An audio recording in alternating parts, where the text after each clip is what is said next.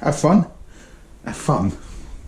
Well, I do have fun. Have fun. Cooking should be fun, but I don't know why I just told you to have fun. Probably shouldn't hit it with a bit of goat gospel. That wouldn't work. What's wrong with me? Do yourself a favour, or not. We're going to cook the granny out of it for like 3, maybe 4 hours. Now your meat's minced. Now your mince is browned, and a pat of butter, and anything with a bit of bite that's a bit big. I like meatiness, rich meatiness. Ow, ow, ow. Ow.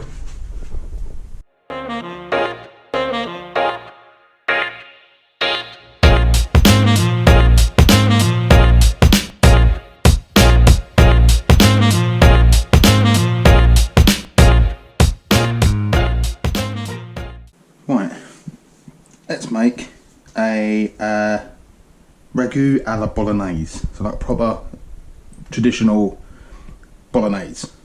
Not a spag bowl, which is a tomato sauce with bits of meat in it. I'm gonna make a proper old school Italian Ragu alla Bolognese. Just how Nonna used to make it. Which is a meat sauce flavoured with some tomato. That's all the tomato we're going to use. That is also optional. There's also no garlic. You can put garlic in here if you want. I'm not going to rat you out, but traditionally it doesn't. And traditionally it starts with, get rid of rosemary and sofrito. So celery, carrot, onion. So you want to turn that into this. So you want this chopped, diced as absolutely fine as possible, right? So what I would say is do yourself a favour, sack off the knife and use a grater. Find holes in a grater. It's going to go through the onion, the carrot and the celery like no one's business. You ain't going to worry about taking your fingers off. It ain't going to take you a month for Sundays. By all means, use a knife. By all means, use the knife if you want to practice your knife skills, if you're really good with a knife, if you enjoy it, if you've got the time, you're taking your time, by all means. But the grater is going to give you a much better result more consistently and a lot faster. Or, if you're lucky like me, use a food processor, which is what I did. But yeah, so that's sofrito. Meat, I've got here, I'm cooking double. So I'll probably put up at some point what ingredients I've got. That'll be half of all of this is for a recipe for enough to feed probably a hearty meal for 2 or a bit proper regular sort of size portion for 4. This, what I'm cooking, will probably feed more to 6 to 8.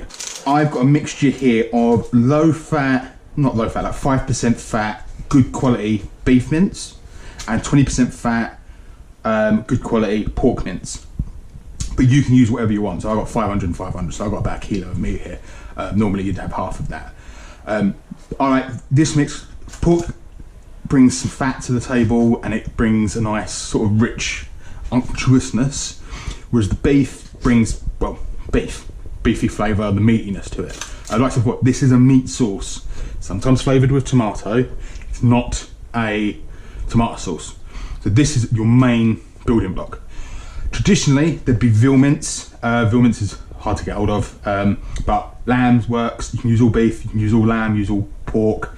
Aldi and or Lidl do a cool in one box mixed pork and beef that's really good for this.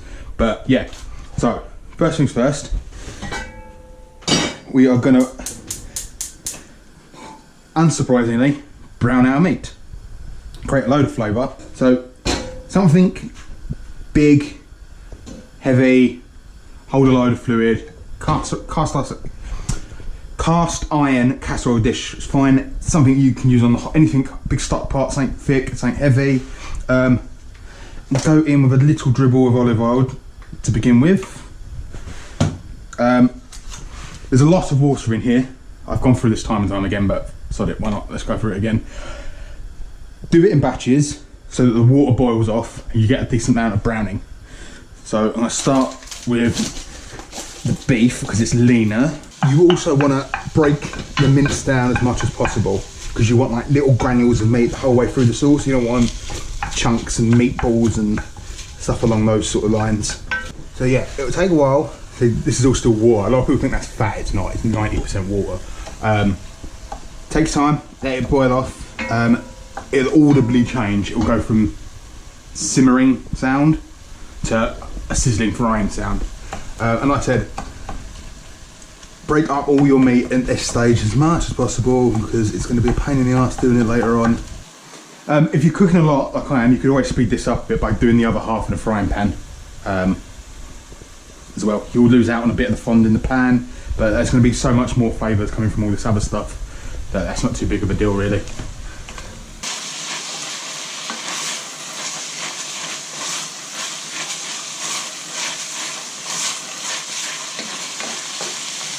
So you can hear it change. See what I mean? Now it's sizzling like it's frying. And now it will properly start browning. So when someone says brown the meat, they don't mean turn it into this grey colour. They mean brown it into that brown mahogany rich fried beef colour or fried pork colour.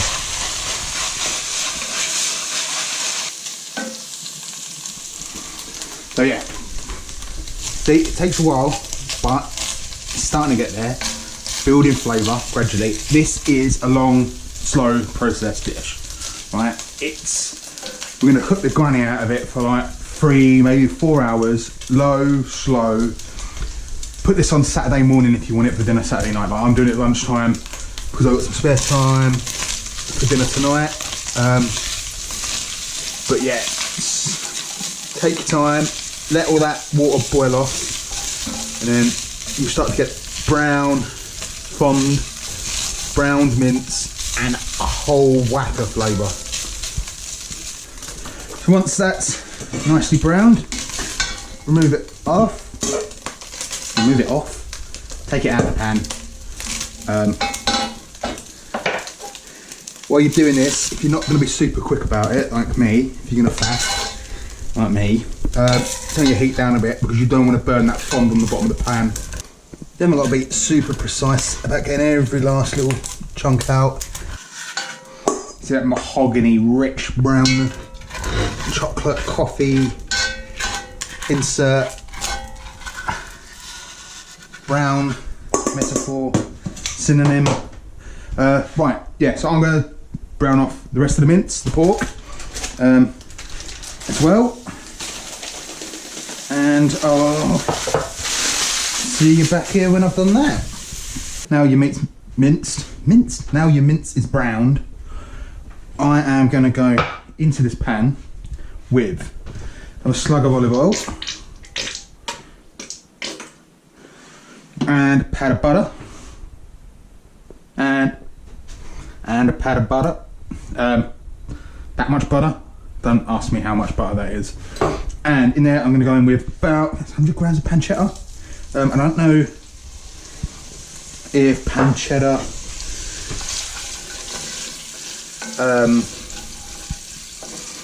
is traditional, whether it should be guanciale. I know guanciale is what you're supposed to use in carbonara, but there's no rules. I mean, it's a traditional Italian dish, but tomatoes aren't indigenous to the Italian region. Neither is rice. So risotto and arrabbiata, or whatever tomato dishes are out the window. So our soffritto. Oh, pancetta smells lovely. Let that butter, oil, and the fat rendering out of that pancetta all render down a bit. In with as aromatics. If you wanted garlic in there, I'd whack it in there now because we are going to slowly sweat this down. We're not going to saute this. So low heat, and give it all a mixy mix. Get a bit of a scrape up and a deglaze while you're at it as well. Get all the fond in the party. So yeah, so the onion, the carrot and celery, you want the flavour of it in here. What you don't want is chunks of carrot and chunks of onion and all that sort of stuff. So that's why I say use the grater, because you want tiny, tiny, tiny little stuff that was just going to disappear into the sauce. So, alright, so we're probably 90% of the way there now. We've got left tomato paste. That's about 4 tablespoons of tomato paste. Now that's been sweating down for a good 5-10 minutes maybe. Go in with tomato paste. Traditionally, and I don't know what the purpose of this is, but I've doing research into stuff like this, I've found pretty much every super traditional Italian recipe for this, you're supposed to mix the beef stock or whatever stock you're using in with that tomato paste and make like a slurry, like you do with a like what you do with corn flour in a Chinese recipe, and I don't know why, but yeah. Also, glass of red. You can use white if you want. Red is going to make it more wholesome, hearty and meaty and rich, whilst red is you're going to get more of a sweet and sour, a more lighter affair. I like meatiness, rich meatiness, but you go whatever. If you don't want to put any alcohol in here, it's fair enough. Ow. I'd probably say like a shot of balsamic vinegar, probably be your best bet to replicate that. Maybe a bit of Worcestershire sauce or soy sauce as well, just a little splash and a dash. This is beef stock. You can use chicken stock, lamb stock, whatever stock you got. About half a litre. That all mix. Now, for which is something that is a very traditional ingredient. So that is a very ingredient, milk. That's a mug of milk. No, some amount, it's about 120, 150 ml of milk. It just gives the whole thing a body. It gives it a bit of creaminess and a bit of body to it all. Back in with the meat and any residual drippings. You don't want this too greasy, but fat equals flavour. That pancetta brings a fair amount of salt to the party, so don't go too heavy with the salt. Give it a light pinch now, and a decent crack of black pepper.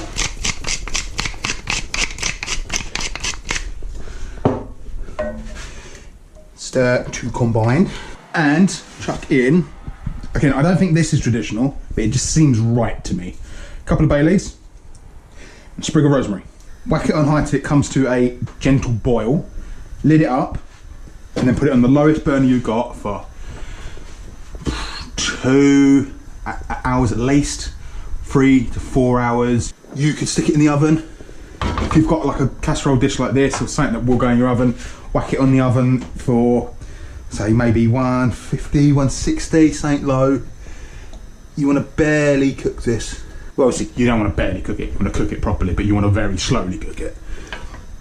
Slowly break down all those different flavours and lid it up. As per usual, I'm going to chuck it on the smaller burner. And leave it for hours.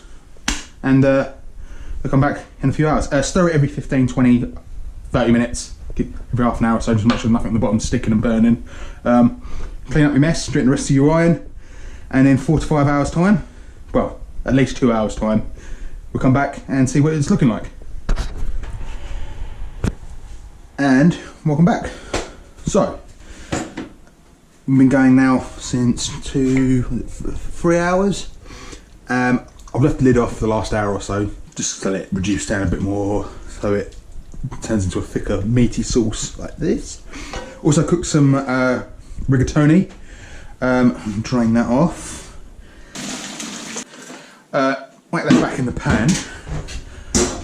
Get a spoon and whack the sauce in with the pasta.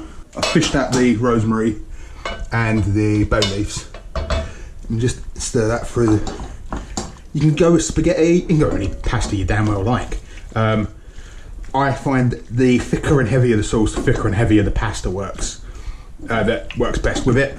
So this is rigatoni, pappardelle would work quite well. Tagliatelle, linguine, anything with a bit of bite that's a bit big. And then get yourself a nice bowl. Yeah, and if you want, I'll Put a little bit more of the sauce on top. And bosh, Rubbish Mob's brother. Ragu alla Bolognese with rigatoni. You can hit that with some parmesan, a bit of parsley. Takes some time, but tastes bloody amazing. And that's a proper traditional ragu alla Bolognese. I think ragu just means sauce. So this is a sauce in the style of Bologna.